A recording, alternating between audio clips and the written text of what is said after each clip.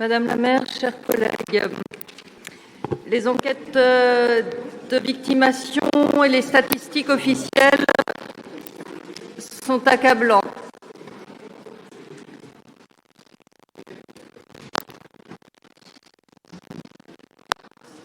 Chaque année, 213 000 femmes âgées de 18 à 75 ans sont victimes chaque année de violences physiques ou sexuelles par leur conjoint ou ex-conjoint.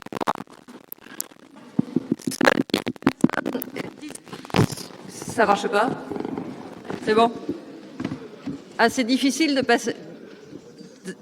passer après ces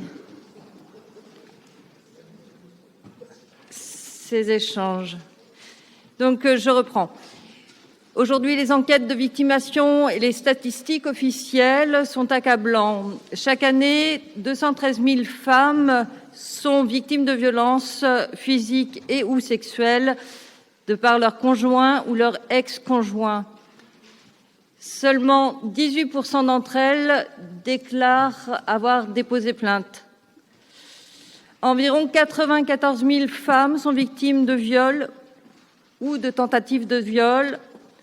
Dans 91% des cas, les violences sont perpétrées par une personne connue de la victime. Dans 47% des cas, l'auteur est le conjoint ou l'ex-conjoint. Parmi elles, 12% de ces femmes déclarent avoir déposé plainte. Sur l'année, on estime que 580 000 femmes âgées de 20 à 69 ans sont victimes d'agressions sexuelles. Et au cours de leur vie, 14,5% des femmes âgées de 20 à 69 ans sont victimes de violences sexuelles, viols, tentatives de viol, agressions sexuelles, contre 3% des hommes. Face à ce fléau, ces violences, dont le théâtre est souvent intime, la réponse doit être collective, elle doit être politique. Les violences à l'encontre des femmes ne sont pas une fatalité. Nous en avons d'ailleurs fait un engagement de mandat, lutter contre les violences faites aux femmes.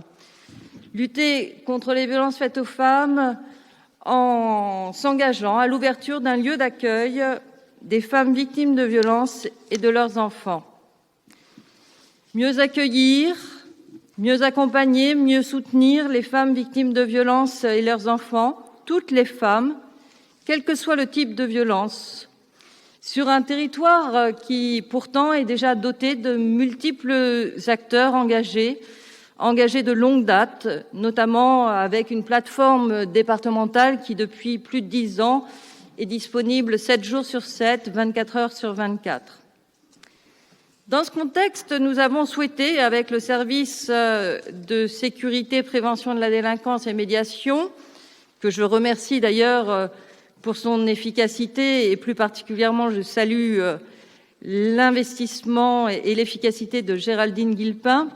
Donc avec le service SPDM, nous avons décidé de mener une étude de préfiguration afin de repérer les offres existantes, les attentes des personnes concernées, les forces, les manques, les ressources de notre territoire.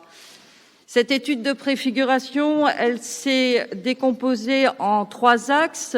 Nous avons réalisé un diagnostic partagé avec les différents acteurs, professionnels et associatifs, notamment dans le cadre des acteurs de la plateforme départementale d'écoute et d'orientation, acteurs historiques, mais aussi dans le cadre du réseau rennais des professionnels mobilisés contre les violences, mobilisés pour l'élimination des violences faites aux femmes, qui est un réseau qui est beaucoup plus large que la plateforme, qui réunit des acteurs aussi bien du domaine du champ médical que du domaine de la justice, de la police, en passant par le domaine, par exemple, du logement. Nous avons eu des échanges bilatéraux, des échanges collectifs, des visites, des questionnaires. Nous avons aussi, afin de ne pas construire une réponse qui serait déconnectée des réalités, réalisé une enquête ou fait réaliser une enquête auprès des femmes victimes de violences pour connaître leurs besoins. Cette enquête a été réalisée par un laboratoire de Rennes 2, le LP3C. Et puis, nous avons aussi circulé, nous avons été visiter des lieux de référence, des lieux modèles, et nous avons rencontré les équipes qui ont construit et qui aujourd'hui font vivre ces lieux à Saint-Denis, la Maison des femmes de Saint-Denis, et Citadelle à Nantes. Cette démarche, elle a été menée en associant de manière systématique l'État à toutes les étapes, notamment à travers le compagnonnage que nous avons avec la Direction régionale des droits des femmes et de l'égalité. Cette étape nous a permis, donc cette étude de préfiguration nous a permis de dégager des principes pour mieux accueillir, mieux accompagner, mieux réparer. Premier principe, il ne vous étonnera pas, mais il n'est pas anodin en la matière. Principe de bienveillance. Bienveillance qui repose, pour s'affranchir de tous les stéréotypes amoindrissants, qui repose sur la formation des professionnels. C'est une dimension essentielle, car vous savez que quand les choses se disent, pour que les choses puissent être dites, il faut que le premier accueil, la première écoute soit d'une qualité irréprochable. Donc cette bienveillance, elle est véritablement indispensable pour que les femmes évitent de subir la double peine du déni, double peine de la culpabilisation, double peine de la honte. Deuxième principe d'un accueil inconditionnel. Pas de critères préalables pour un accompagnement, pas de filtre, pas de dépôt de plainte préalable. Accessibilité à toutes les femmes et accueil inconditionnel qui concerne toutes les formes de violence, que ce soit les violences conjugales, intrafamiliales, sexuelles, sexistes. Troisième principe, le principe qui est très important pour que les parcours puissent être fluides et centrés sur la réalité des besoins des femmes, c'est la question de la coordination territoriale, de la coordination des différents partenaires, coordonner les efforts, mais aussi avoir une véritable stratégie partagée. Principe de sécurité, bien évidemment, garantir la sécurité des publics, mais aussi principe de qualité, qualité de l'environnement, qualité de l'aménagement. C'est une considération particulièrement importante lorsqu'il s'agit de se reconstruire, d'être dans un environnement qui soit qualifiant de par sa propre qualité. Le soin que l'on apporte au lieu, c'est le premier signe du soin que l'on est susceptible d'apporter aux personnes.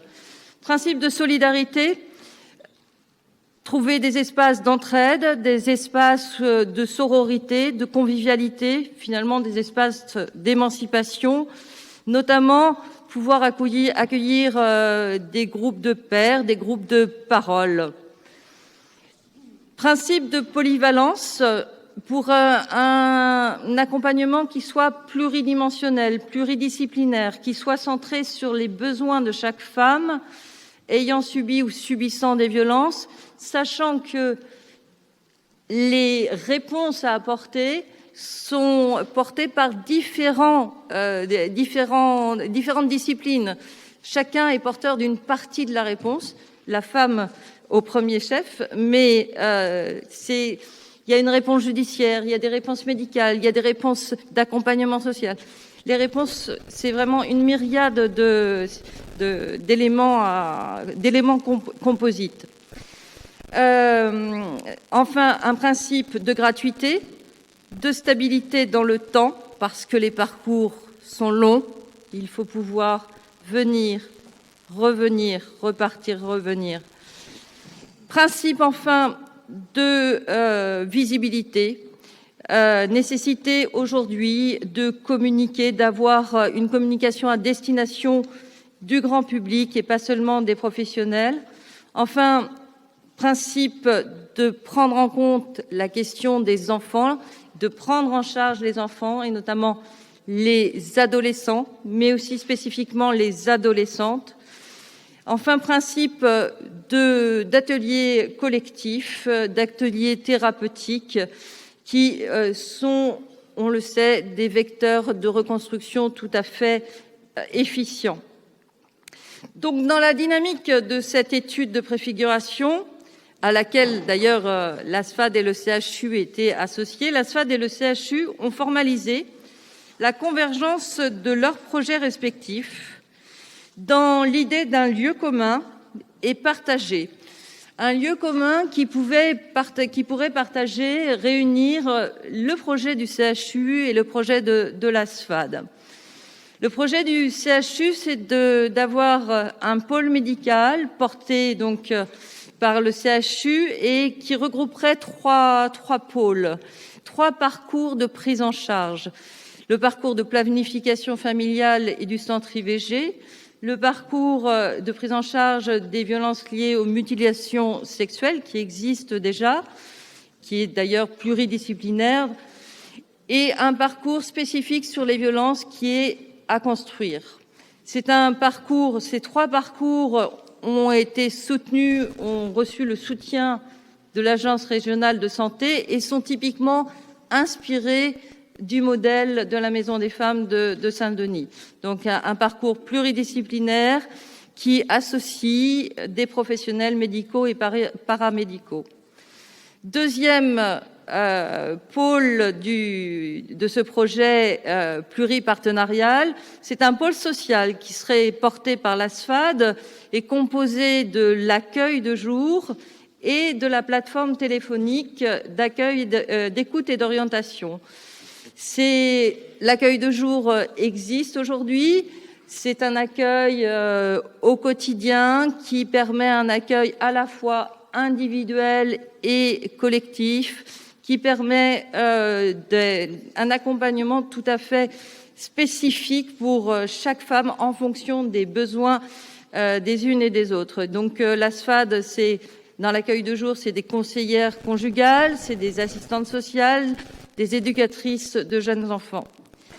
Vous connaissez, je l'espère, peut-être pas, mais je pense que c'est l'occasion de rendre hommage à cette association. L'ASFAD est une association pionnière sur le sujet des violences faites aux femmes, association fondée en 1969 par des femmes en difficulté, notamment dans le cadre de violences conjugales. Et cette association a développé de nombreuses activités dans le domaine de la lutte contre les violences conjugales, intrafamiliales, en matière d'écoute, en matière d'hébergement, en matière d'enfance et de parentalité, d'insertion professionnelle. Dans ce lieu imaginé par l'ASFAD et le CHU, il y aurait aussi bien évidemment un pôle juridique avec des permanences de juristes et d'avocats, une facilitation du dépôt de plainte. Il y aurait aussi des propositions d'activités collectives, thérapeutiques, de reprise de confiance, de reprise de pouvoir, des groupes de parole, de convivialité, de ressourcement. Et il y aurait aussi une offre, mais les choses sont en construction, une offre pour donc les enfants, les adolescents. Cette offre à destination des enfants et adolescents est en cours d'élaboration et bien évidemment, elle se fait en lien avec les services du département et avec la CASED, la cellule d'accueil spécialisée de l'enfance en danger. Ce projet donc est partenarial et en cours de construction, en cours de travail. Il a vocation à s'enrichir et à s'ouvrir à l'ensemble des acteurs du territoire. Il est véritablement en cours de gestation et c'est pourquoi vous aurez noté ma prudence quant à sa dénomination qui, jusqu'à aujourd'hui, n'est pas véritablement encore stabilisée et qui sera stabilisée de manière collégiale dans un cadre partenarial. Alors pour autant, vous allez me dire, si c'est pas prêt, pourquoi nous présenter ce rapport ? Eh bien, je vous présente ce rapport parce que il s'agit ce soir d'enclencher la dimension immobilière de ce projet, d'un projet donc CHU, ASFAD, Ville de Rennes. Après recherche, aucun lieu ne correspondant aux critères fonctionnels du projet n'a été identifié. La nécessité de la construction d'un bâtiment dédié est donc apparue. Alors, comment les choses vont-elles s'organiser? Qu'est-ce qu'on vous propose? Le portage de la construction sera réalisé par l'ASFAD. Le CHU va mettre à disposition à titre gracieux une parcelle de 380 mètres carrés positionnée à proximité du pôle mère-enfant à l'entrée de l'hôpital Sud. Il est important que ce lieu d'accueil soit à proximité de l'hôpital. Ce n'est pas l'hôpital, mais c'est quand même l'hôpital. C'est la spécificité de ce type de lieu.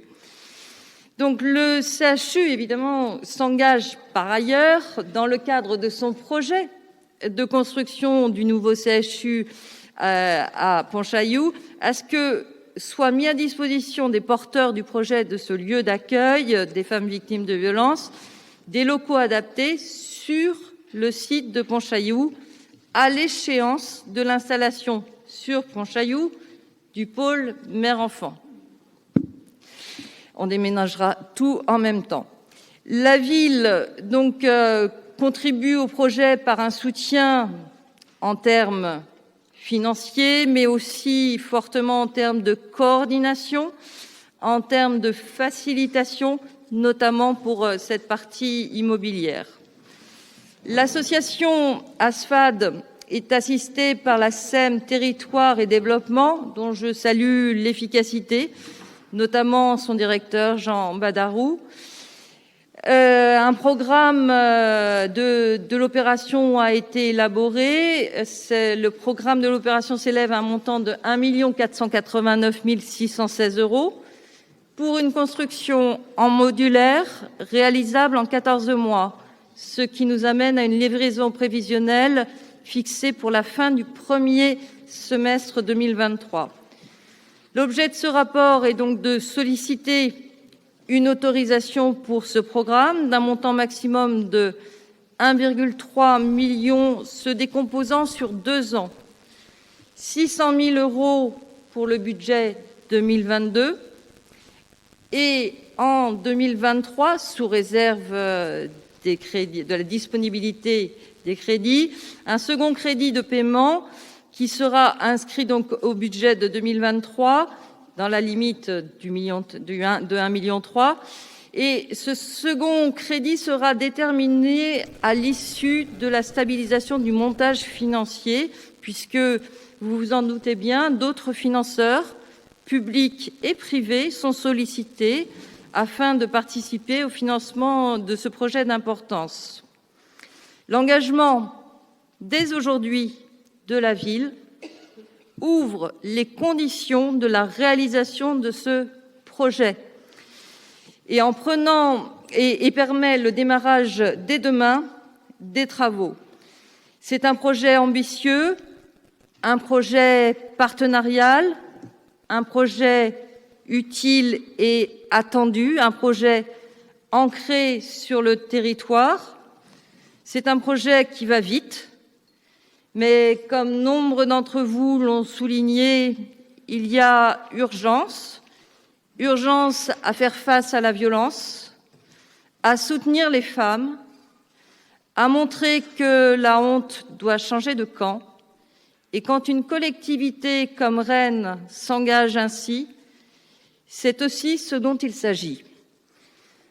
Alors je vous propose ce soir d'approuver l'attribution d'une subvention d'équipement sur les 2 années, comme je l'ai décomposé précédemment, d'approuver les termes de la convention entre le CHU, l'ASFAD et la ville de Rennes.